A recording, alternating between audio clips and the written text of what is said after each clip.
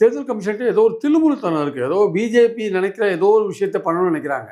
அதாவது அல்டிமேட்டாக பார்த்தீங்கன்னா, இதில் வந்து அந்த குடியுரிமை சட்டத்தை கொண்டு அதில் திணிக்கிறாங்க. அவன் குடியுரிமை பெற்றவனா இல்லையா, இந்தியாவோட குடிமகன் தானான்றத தீர்மானிக்கிற ஒரு விஷயமா இந்த தீவிர வாக்காளர் திருத்த சட்டத்தை பயன்படுத்துகிறாங்க.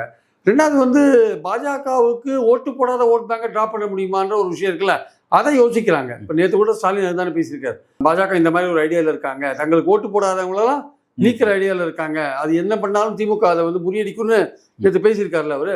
ஸோ இந்த மாதிரியான அவங்க நடவடிக்கைகள்லாம் நீங்கள் சாதாரண ஒரு மனிதன் வந்து அதை கேள்விப்படும் போது நியாயம் தானே, பண்ணுறது கரெக்ட் தானே, செத்தவன் பேரெல்லாம் எடுக்கணும் இல்லையா, மாறி போனவன் பேரெல்லாம் எடுக்கணும் இல்லையான்னு சொல்லுவாங்க. ஆனால் அல்டிமேட்டாக அந்த வே இன் விச் அது நடக்கிறத பார்த்தீங்கன்னா, ஒரு குறிப்பிட்ட செக்டார் பாதிக்கப்படும் பொழுது அப்போ தான் வந்து பாஜகவோட உண்மையான சொரூபம் தெரியும் ஆக்சுவலாக. ஆனால் அதை வந்து இப்போ சாதாரண மக்கள் உணர மாட்டேங்கிறாங்க. அவங்க வந்து ஒரு பாதியோடு நின்றுறாங்க, இன்னும் அடுத்த பாதியில் என்ன நடக்குதுன்றதை பார்க்க மாட்டேங்கிறாங்க.